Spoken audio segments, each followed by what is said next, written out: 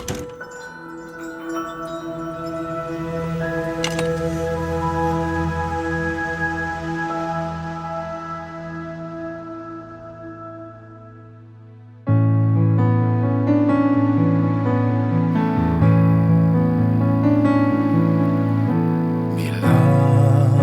ku buka mataku dan lihat wajahmu, ku terkagum. Bila ku lihat hidupku dan karya tanganmu, ku tersanjung karena semua yang baik dalam hidupku itulah karyamu. Kau beri kesempatan yang baru dan ku ingin mengenalmu, Tuhan, lebih dalam dari semua yang ku kenal. Tiada kasih yang melebihimu. Ku ada untuk menjadi penyembahmu, dan ku ingin mengenalmu, Tuhan, lebih dalam dari semua yang ku kenal. Tiada kasih yang melebihimu. Ku ada untuk menjadi penyembahmu.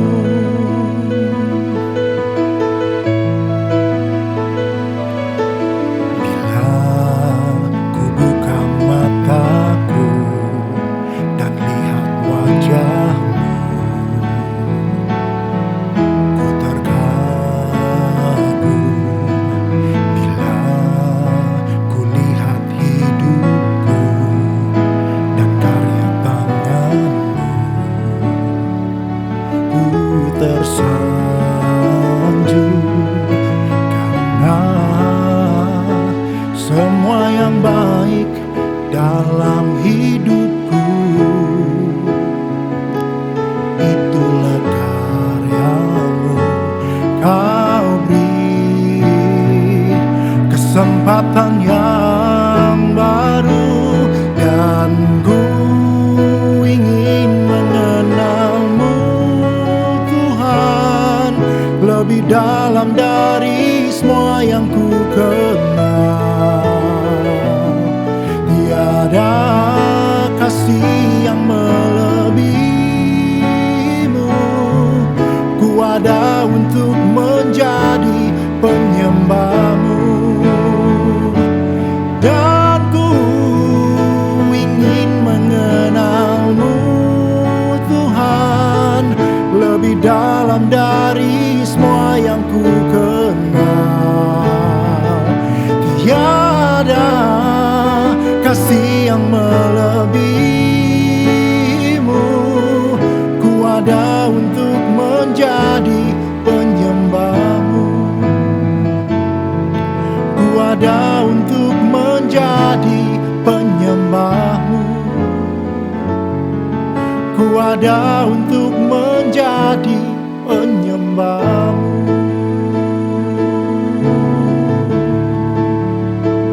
Menjadi penyembahmu, Tuhan, satu hal yang ku rindu selalu.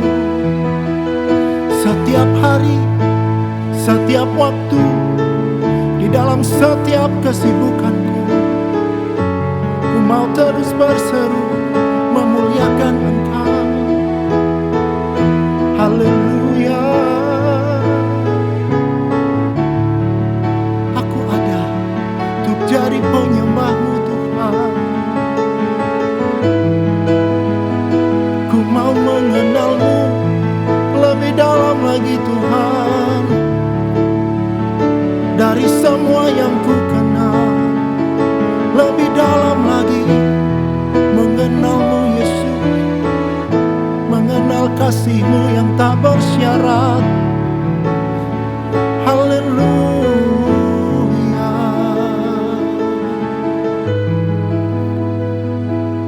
Ku kagum hormat akan Engkau.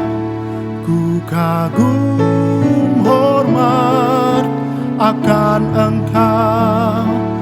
Kau Allah yang layak dipuji. Ku kagum akan Engkau. Ku kagum hormat akan Engkau.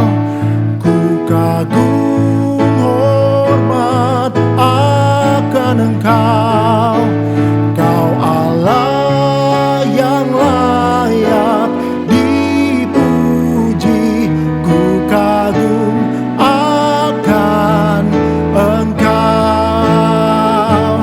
Ku kagum hormat akan Engkau. Ku kagum hormat akan Engkau.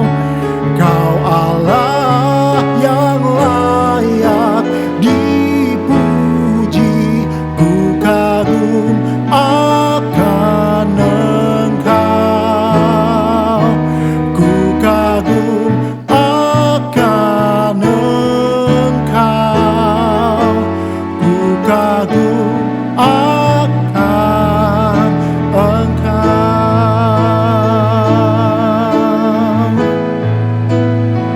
Sungguh ku kagum akan Engkau Tuhan, Allah yang selalu berkuasa di dalam hidupku dan keluargaku. Ku mau terus bermazmur hanya kepadamu Tuhan, Allah yang termulia selamanya. Selamanya Tuhan. Selama-lamanya aku mau terus memuji menyembah-Mu ya Bapa. Amin. Shalom, selamat pagi Bapak Ibu Saudara. Saat ini kita bersama-sama mau merenungkan firman Tuhan di dalam Secret Place pada tanggal 28 Oktober 2021.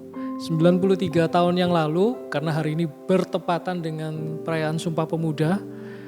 93 tahun yang lalu ketika para pemuda bersatu dan mengikatkan diri di dalam satu sumpah, pengharapan mereka untuk merdeka pada akhirnya terwujud 17 tahun kemudian, yaitu tanggal 1945. Di sini kita melihat bagaimana sebuah sumpah yang diikat secara bersama-sama memiliki satu kekuatan, pengharapan yang ada sudah sekian puluh tahun, satu pengharapan untuk merdeka, satu pengharapan untuk menjadi bangsa yang bebas, yang merdeka, yang berdaulat, itu akhirnya bisa terwujud melalui sebuah sumpah para pemuda yang ada pada saat itu. Satu ikrar yang diikat bersama-sama di dalam satu sumpah, kemudian terwujud di dalam pengharapan yang sudah lama ada di dalam hati setiap para pemuda bangsa ini. Dan akhirnya 17 tahun kemudian pengharapan itu menjadi wujud nyata, yaitu kemerdekaan bangsa Indonesia. Nah, apa yang kita bisa pelajari pada hari ini, kekuatan sebuah sumpah atau ikrar itu sampai seperti apa gitu ya. Kita membaca di dalam Ibrani 6 ayat yang ke-13 sampai yang ke-20.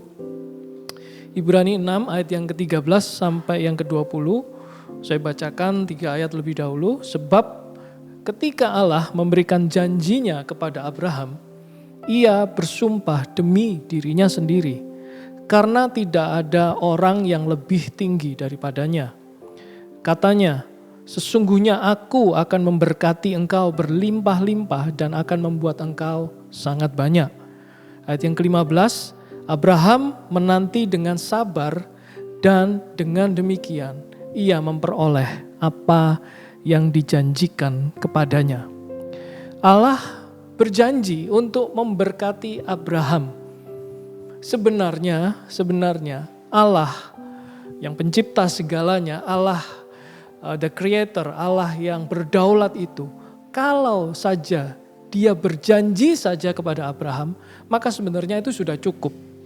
Karena dengan janji saja, maka sebenarnya Allah itu pasti akan menepati janjinya. Karena tidak mungkin Allah itu berdusta. Tetapi yang menarik di sini bahwa dikatakan bahwa ia bersumpah demi dirinya sendiri. Allah memilih bukan hanya berjanji, tapi dia juga mengambil sebuah sumpah. Bapak Ibu Saudara yang dikasihi Tuhan, ini hal yang luar biasa. Kita tahu bahwa Tuhan yang berdaulat di atas segala-galanya. Dia adalah Allah yang mampu untuk mewujudkan segala sesuatu. Bahkan dengan berjanji saja, dia berjanji, dia pasti akan menepatinya.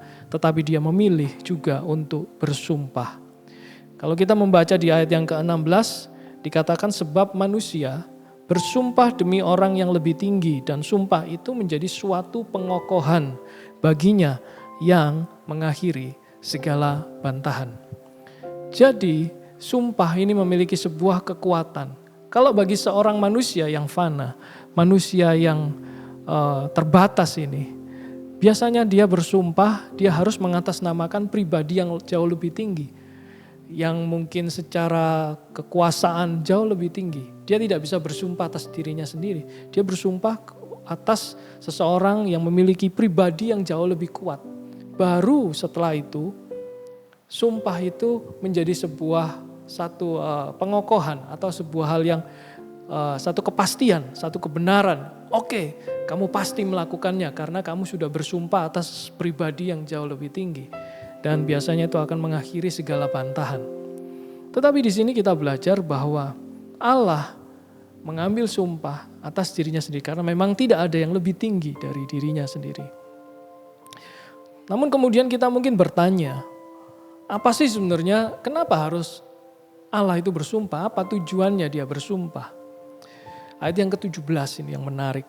Karena itu untuk lebih meyakinkan mereka yang berhak menerima janji itu akan kepastian putusannya, Allah telah mengikat dirinya dengan sumpah. Hari ini saya mau kasih satu tema, janji yang diikat dengan sumpah. Demikian juga Allah, dia hanya untuk meyakinkan kepada si penerima janji yaitu kita anak-anaknya. Kalau di dalam konteks ini janji yang diberikan kepada Abraham, tetapi kita juga bisa memaknainya, itu janji untuk orang percaya. Bahwa Allah mau meyakinkan setiap orang-orang percaya, orang-orang yang sudah dibenarkan. Bukan hanya mereka berhak menerima janji itu, tetapi lebih daripada itu Allah seolah berkata bahwa aku sudah bersumpah atasnya. Artinya itu pasti akan terjadi. Allah yang kita sembah mau meyakinkan setiap mereka yang akan menerima janji itu bahwa mereka pasti akan menerima janji itu. Ayat yang ke-18 sampai yang ke-20. Inilah pentingnya bagi kita Bapak Ibu Saudara untuk memiliki pengharapan. Saya berdoa pada saat ini kalau ada di antara kita yang saat ini sudah mulai kehilangan pengharapan, inilah waktu yang tepat untuk kita mulai membangkitkan kembali pengharapan kita. Ingat, penting bagi kita untuk tetap punya pengharapan. Ayat yang ke-18, kenapa Allah mengikat dirinya dengan sumpah selain untuk meyakinkan kita yang berhak untuk menerima janji Allah. Di ayat yang ke-18 dikatakan supaya oleh dua kenyataan yang tidak berubah-ubah. Tentang mana Allah tidak mungkin berdusta, kita yang mencari perlindungan beroleh dorongan yang kuat untuk menjangkau pengharapan yang terletak di depan kita. Pengharapan itu adalah sauh yang kuat dan aman bagi jiwa kita yang telah dilabuhkan sampai ke belakang tabir. Di mana Yesus telah masuk sebagai perintis bagi kita ketika ia menurut peraturan Melkisedek menjadi imam besar untuk selama-lamanya. Bapak Ibu Saudara, penting bagi kita untuk memiliki pengharapan. Di ayat yang ke-18 dikatakan ada dua kenyataan yang tidak berubah-ubah. Di dalam terjemahan lain juga dijelaskan apa yang dimaksud dengan dua kenyataan. Dua kenyataan ini adalah janji Allah sendiri dan kemudian yang kedua adalah sumpah Allah sendiri. Jadi kalau Allah berjanji saja sebenarnya itu sudah cukup kuat karena Dia Allah yang akan melakukannya. Pasti menepatinya. Tetapi Dia memilih untuk menguatkan perjanjian itu dengan sumpah. Jadi oleh dua kenyataan yang tidak berubah-ubah. Di situ dikatakan tentang mana Allah yang tidak mungkin berdusta. Itu Allah yang pasti menggenapi janji-janjinya. Bapak Ibu Saudara, penting bagi kita sekali lagi untuk kita punya pengharapan. Kalaupun hari ini kita merasakan pengharapan kita sudah mulai hilang. Dan pada saat kita mau merenungkan bersama melalui Secret Place ini, kita mungkin cadangan pengharapan kita ya, kalau dibuat persentase mungkin sudah tinggal 5%. 95%-nya hilang. Bapak Ibu Saudara, saya mau kuatkan pada saat ini bahwa inilah janji Tuhan, tetaplah punya pengharapan. Bahwa Allah yang bukan hanya berjanji, tapi Dia juga bersumpah. Dan melalui itu, Dia mau meyakinkan kepada setiap kita bahwa Dia Allah yang tidak mungkin berdusta. Di ayat yang ke-19 dikatakan pengharapan itu adalah sahu yang kuat dan aman, jangkar. Pengharapan itu seperti jangkar yang ditaruh, yang ditanamkan di dasar, kayak di dasar laut seperti kapal itu. Maka kapal atau perahu yang memiliki jangkar itu punya kekuatan ketika ada ombak ataupun badai, dia bisa cukup bertahan di sana. Karena pengharapan yang seperti jangkar itu tertanam kuat di dalam jiwa kita. Ayat yang ke-20 dikatakan bahwa Yesus yang sudah melakukannya, Dia sebagai perintis, pioneer, sebagai pribadi Allah dan pribadi manusia yang sudah mengorbankan dirinya untuk memastikan pengharapan itu. Dan Dia sudah masuk lebih dulu. Dia sudah menetapkan satu perjanjian yang kokoh. Bahwa kalau setiap kita yang percaya kepada Kristus Yesus, maka pengharapan itu adalah hal yang pasti. Bukan hanya karena Allah yang mengikatkan dirinya, yang sudah berjanji dan mengikatkan dirinya dengan sumpah. Tetapi Allah yang sudah membuktikannya melalui Yesus Kristus yang masuk ke tempat kudus itu. Dikatakan di balik tabir itu, di belakang tabir itu. Dia sudah mulai menetapkan pengharapan itu seperti satu jangkar. Artinya ini adalah satu kepastian yang tidak akan pernah bisa digoyahkan. Bapak Ibu Saudara, saya berdoa pada saat ini. Apakah kita masih memiliki pengharapan? Apakah hal yang masih menjadi pengharapan kita pada hari ini? Kalau pengharapan kita sudah hilang, mari dengan kerendahan hati kita minta kepada Tuhan. Tuhan bangkitkan kembali supaya aku ini punya pengharapan yang sejati di dalam Engkau. Mari saat ini saya mengajak setiap kita untuk berdoa dan buka hatimu Bapak Ibu Saudara. Kalau hari ini engkau sangat lemah, engkau sangat capek, engkau sangat depresi dengan keadaan yang engkau sedang hadapi dan sepertinya tidak berubah. Ingat janji ini di dalam Ibrani 6 ayat yang ke-13 sampai 20 bahwa Tuhan Allah itu sudah berjanji dan janjinya itu diikat dengan sumpah. Mari kita berdoa saat ini. Tuhan, saat ini hamba-Mu berdoa di dalam nama Tuhan Yesus. Setiap mereka yang membutuhkan jawaban Tuhan, bahkan mereka yang kehilangan pengharapan pada hari-hari ini, tidak mampu lagi untuk berharap, tidak tahu lagi bagaimana harus berharap, tidak punya kekuatan bahkan untuk melangkah barang sedikit pun. Tuhan munculkan pada pagi hari ini, pada saat ini, kami datang dengan kerendahan hati memohon kasih karunia-Mu, memohon kemurahan-Mu. Bangkitkan kembali pengharapan di dalam diri kami. Bangkitkan kembali satu mimpi di dalam hati kami untuk kami melihat jauh ke depan. Satu pengharapan, satu janji Allah yang pasti akan digenapi. Tuhan berdoa untuk setiap jemaat-Mu saat ini. Kuatkanlah di tengah masa-masa yang sulit ini. Biarlah kami tidak kehilangan pengharapan akan Engkau. Terima kasih Tuhan. Kami mengucap syukur biarlah hari ini pada saat kami disegarkan melalui pujian dan penyembahan. Kami juga disegarkan oleh firman yang akan menuntun kami sepanjang hari ini. Terima kasih Tuhan. Di dalam nama Tuhan Yesus kami berdoa. Amin. Yang tak mungkin bagiku, semua mungkin bagimu. Hanya Engkaulah jawaban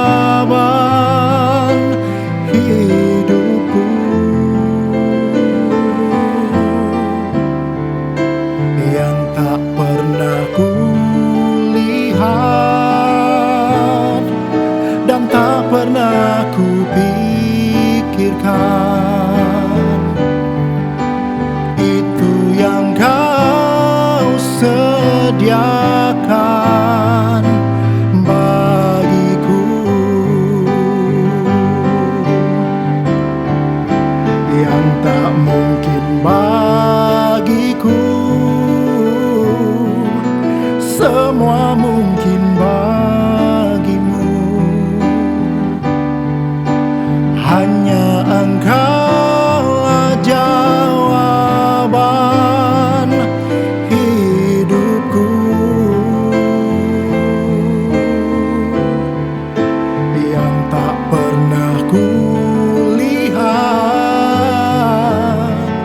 dan tak pernah kupikirkan.